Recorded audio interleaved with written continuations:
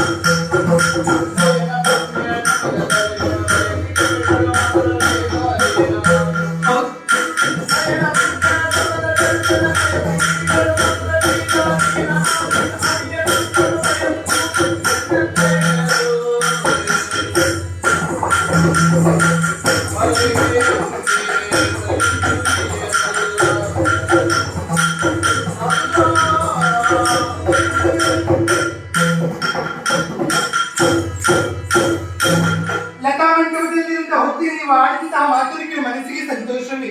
ಗರ್ಭಿಣಿ ಸ್ತ್ರೀಯರಿಗೆ ನಾನಾ ರೀತಿಯ ಆಸೆಗಳಿರುತ್ತೇವೆ. ನನ್ನ ಆಸೆ ಬೇರೆ ಏನೂ ಅಲ್ಲ. ಅಯೋಧ್ಯೆಯನ್ನು ಬಿಟ್ಟು ಹಿಂದಿರುವಂತಹ ಸ್ಥಳ ದಟ್ಟವಂತ ಕಾನೂನನ್ನು ಸೇರಿಕೊಳ್ಳಬೇಕು. ಋಷಿಮುನಿಗಳು ಮಾಡುತ್ತ ಯಾಗಯಜ್ಞವನ್ನು ಕಣ್ಣಾರೆ ನೋಡಿಕೊಳ್ಳಬೇಕು. ಆರತಿಯಿಂದ ಮಂತ್ರವನ್ನು ಕಿವಿಯಾಗಿ ಕೇಳಿಸಿಕೊಳ್ಳಬೇಕು. ಸದಾ ಕಾಲ ಅವರ ಪಾದಸೇವೆಯಲ್ಲಿ ತೊಡಗಬೇಕೆಂಬ ಆಸೆ ನನ್ನಲ್ಲಿ. ಈಡೇರಿಸುತ್ತೀರಾ? ಪ್ರಾಣೇಶ್ವರಿ, ಈ ಕಾಲಕ್ಕೆ ಪುಣ್ಯಾಶ್ರಮಕ್ಕೆ ಹೋಗಬೇಕು ಎನ್ನುವ ಹಾಗೆ ನಿನ್ನ ಮನದ ಆಸೆ. ಈಗ ಹೋಗುವುದು ಸರಿಯಲ್ವೇ? ಮುಂದೆ ಸಂದರ್ಭ ಬರುವಾಗ ನಾನೇ ನಿನ್ನನ್ನು ಕಳಿಸಿಕೊಡುತ್ತೇನೆ. ಜಂಗಿಯಲ್ಲಿ ವಿಶ್ರಾಂತಿ ಪಡೆಯಬೇಕಾಗಲಿ. ನಿನ್ನ ಮನದ ಆಸೆ ಆಗಲಿ.